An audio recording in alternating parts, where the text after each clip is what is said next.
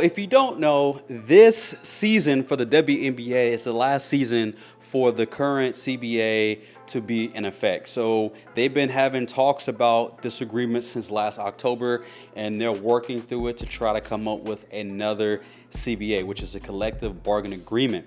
And this is essentially a contract between players as well as the association, the Women's National Basketball Association, of how contracts are governed in terms of salaries, in terms of benefits, in terms of healthcare, and many other different things. So it's not just about salary, but the majority of the talk is about salary. And arguably, you could say if you pay me enough, I can go get my own healthcare. I can do a lot of other different things. And so the CBA is a point of contention. There's been a lot of quotes from players: Caitlin Clark, Satu Sabli, Stewie, Sophie Cunningham. They all have made some comments about the CBA or in terms of compensation, and I fully agree with it. Our players in the union, we got a proposal from the league, which was honestly a slap in the face, and I think we really have to put an emphasis on the players that are in our league right now. But I love to see the league growing. I think adding these teams in Philly and Detroit, like, that's how amazing is that the league can grow. But how cool would it also be to have like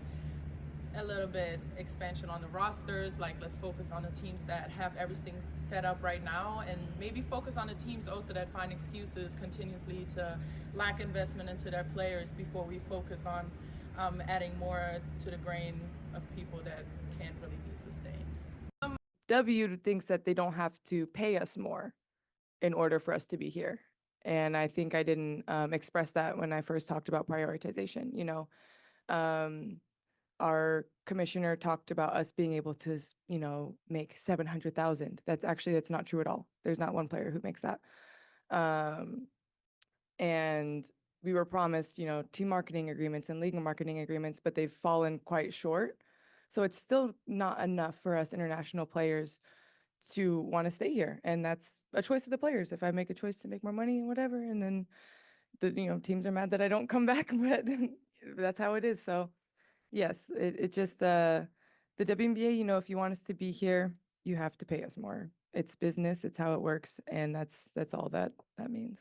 The only issue is that compared to the NBA, they bring in a lot more revenue than the WNBA. So there's an input problem. How do we get more money into the WNBA, which is the fundamental issue that they have. And I hope Kathy Engelbert is listening, because I love business. I would love to work with a big organization in terms of a think tank, in terms of business strategy. And so I make these videos in hope of one day that I can join a big organization where I can make an impact. I can use my mind, my brain, and the intellect and the experience that I have to be able to bring some diplomacy in terms of completing deals. And so in this video, I want to talk a little bit more about some of the fundamental issues. When you look at WNBA players in the offseason, they go to other countries to play basketball. Great examples are Russia, China, Turkey, South Korea. And in these other areas, these other countries, they're able to pay foreign players a lot more. One, it's you have foreign players, so it brings some attention, it brings some fanfare. So that's one thing. Two, they're more talented in the WNBA. So when these players, WNBA players, go overseas and they play, they are extremely better, significantly better than the players that are there. And the reason why that matters is because a lot of these countries are not necessarily trying to make a profit with women's basketball or their sports leagues, but it's about bragging rights. It's about legacy. It's about politics in various cases, being able to have influence. This is what it's about in other countries. So fundamentally, there's a different reason why players get paid more. And when you look at teams in Russia, China, they are subsidized by either the government or big business conglomerates. And so in the WNBA, their ownership is all, maybe NBA players that are, retired and they've invested. There's investment money. I think with Kathy Engelbert, she was able to get investment money from Nike, Condoleezza Rice, and was able to negotiate deals to get licensing agreements. She was able to increase salaries with the last CBA. So far, Kathy Engelbert has done a great job. She comes from Deloitte Consulting. She was a CEO. She has a background in accounting, so she knows business. A TV contract for many years that was said to be worth roughly $76 billion over some period of time. And you get part of that, as I understand it. So were you happy with that arrangement? Yes, we actually negotiated our own deal, but when you partner and what I call go to market with the NBA and WNBA are the only two major professional sports in the U.S. that have essentially opposite seasons. We're May to October, they're October to June, but April is the end of their regular season. So we could provide, think about the disruption in the media landscape from linear to streaming to subscription models, and we together with the NBA can provide over 320 plus days of programming. So we hit all 12 months for programming for a streamer, even if it's NBC and Peacock or Amazon. So it was a huge advantage. We're much more valuable going to market with them on this deal with NBC and ABC, ESPN, Disney, as well as Amazon. So that was a huge positive for us, and we had a great deal. It's historic for women's sports. How long is the contract for? So that contract's 11 years. 11 years, and you get $2 to $3 billion of that, something like that? Yes, exactly. But after 3 years, we have an option to renegotiate around the price of that if we keep growing, because we've grown the league enormously just in a couple-year period. So we, after 3 years, have an option. We also have the option to enter in additional media rights deals. I call them our tranche 2 deals, and we're in the process of negotiating those. So you have an option after 2 or 3 years to negotiate, presumably a higher price. Yes. Did they have an option to negotiate a lower price? No, I think it's an option to take a look at the growth of the league, and if we continue on the growth trajectory, it's to provide more value, especially because ultimately that value goes to the players. But fundamentally, being able to compete and trying to develop expectations of what is going on in other countries is fundamentally flawed unless you copy and paste what they do. And so, for example, Russia, China, they are, communist dictator type of countries. And in those countries, a lot of the means of production are owned by the state, are owned by the government. And so you can't compete with that, because if the government has all of this, they can print out money. So you can't, the NBA team, WNBA team can't compete with China or Russia. And so that's why a lot of those players can get a lot more money, because it is subsidized or backed by government.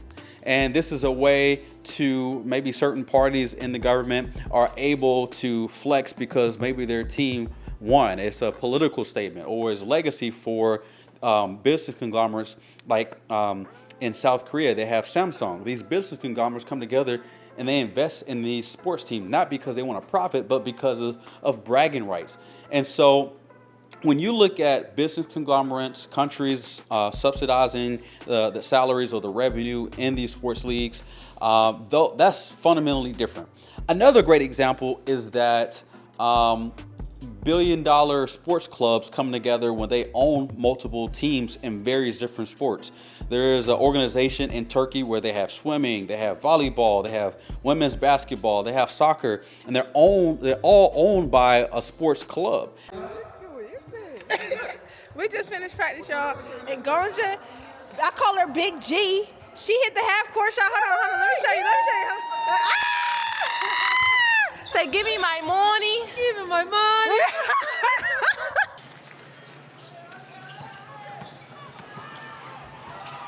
To get the score, that will settle a few nerves. There's another passing mistake from Erdogan. Alan Saint-Maximin. He finds Youssef Enesiri. Edin Dzeko. Edin Dzeko's cross for Osai Samuel. Arda.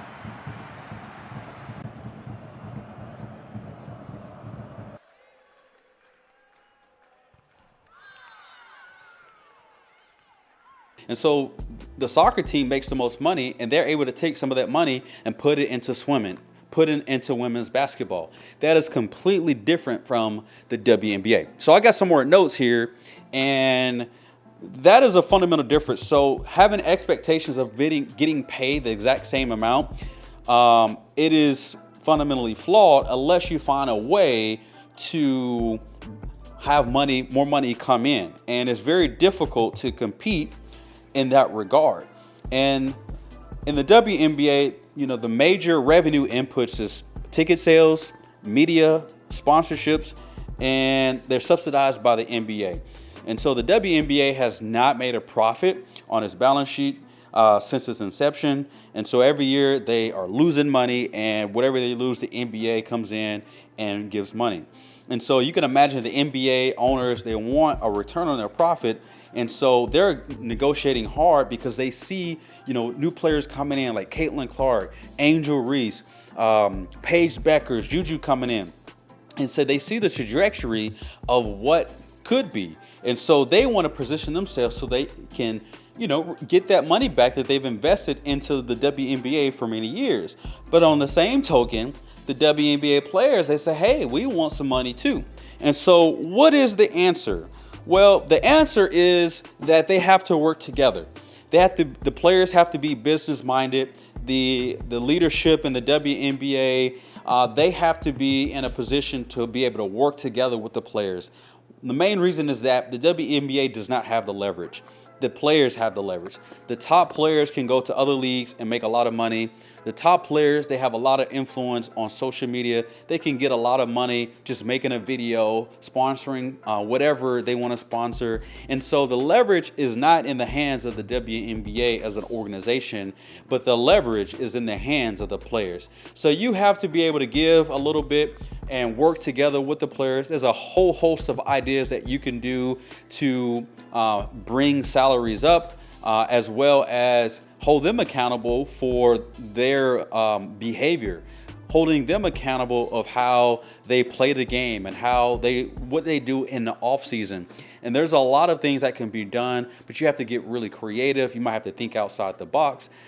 In terms of the WNBA and the NBA, people think that they compete against each other. I think it's two different realms. NBA, some of the best athletes in the world. They're very athletic, so they play, they're high flying, they're moving fast. Well, the WNBA does not have that luxury. They work together. They have a lot of, dribble handoffs. There's a lot of screens. There's a lot of ball movement. They play, 4 or 5 players out at the three-point line where there's open lanes to drive, and there's a lot of movement. So the game is played a lot differently. And so there's some unique opportunities to film skill sessions and development sessions in the off season, following a player of how do they condition their body for the season. There's opportunities to interview players that retired and how, the history of the game. Having players that can get, licensing deals or sponsorships. There's different ways the WNBA can get involved to market the organization as well as provide value to the players that ultimately puts more money in their pockets and other creative means. So again, my name is Christopher Coleman with the Business Intelligence Group. I love talking about business in all aspects of society. It's been real. It's been fun. I'll catch you in the next one. Peace.